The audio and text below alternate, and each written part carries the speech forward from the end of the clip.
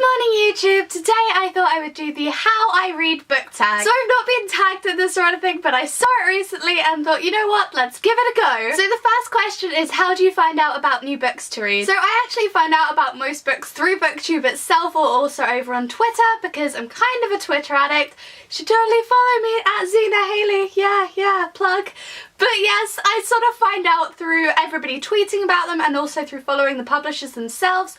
Also Instagram actually, I'm really into Instagram. Although I feel like Instagram is definitely more superficial in that when I see pictures of books where the cover is absolutely gorgeous, I then go check it out, so it's definitely a place for judging books by their covers.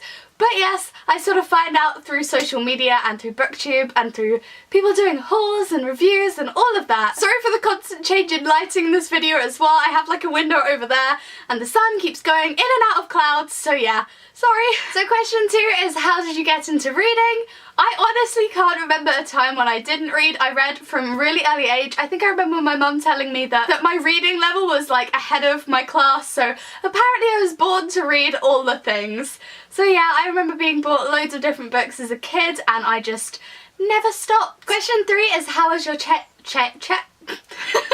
Number 3 is, how has your taste in book changed since you've gotten older? I honestly feel like I've read the exact same stuff all of my life in that I've always been drawn towards anything fantastical. Like, I'm not a huge contemporary fan, I do read the odd contemporary, but I am a huge fantasy nut. I love anything that's out of this world, anything that's just not realistic, because then I can live vicariously through all the fantasy novels. I feel like maybe I used to read more contemporary when I was a kid because I got into the whole Louise Renaissance series and Jacqueline Wilson and all of like the little teen angsty drama stuff that everybody reads when they're younger. But yeah, I've always been a huge fantasy nut. Question 4 is, how often do you buy books? Now I try not to buy as many lately because I feel like I've accumulated so many in such like a short amount of time that I need to get on the whole reading books rather than buying books. I know a lot of people have been doing this thing where they're like, read this many books before they can buy a new book, and I feel like I need to try and do that, like maybe read 4 or 5 books before I can find a new one, buy a new one. Basically, near my house is a street with a few charity shops, and if you've been around on my channel for a while, you'll know that I buy most of my books from charity shops because student life, student budget. But yeah, so unless I'm going to an event like a book signing or Yalc recently, then I will sort of once, maybe twice a month, take a look down in these charity shops, see what's there, and just kind of buy in bulk, I guess. But I kind of justify it because they're cheap. That's how I get away with it, or like to think that I get away with it. I buy too many books basically, but I'm trying to cut down. Question 5 is, how did you get into booktubing? I used to watch it for like a year before I actually started uploading videos, because basically I started working for Of Tomes with Benjamin of Tomes, and then I was talking to him a lot about it and he kind of talked me into it. He convinced me to make a booktube account of my own, and I'm so glad that he did. So lots of love for Ben. Yes, shout out there, you're amazing, and thank you for convincing me to start booktube, because couldn't be happier with it. Met so many amazing people through it.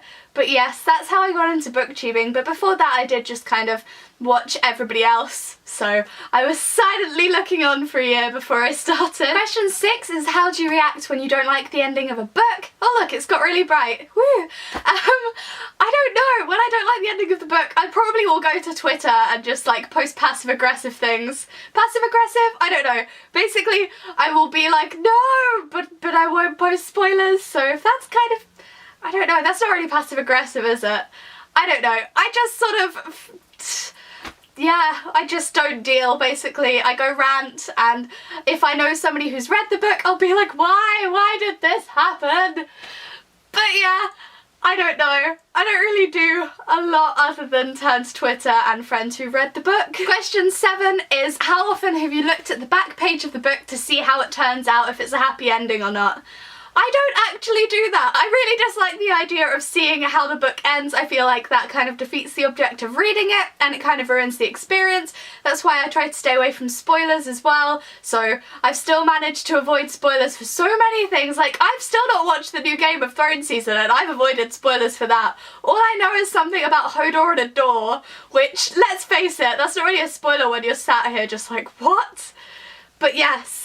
So I'm pretty good at not sort of spoiling books for myself.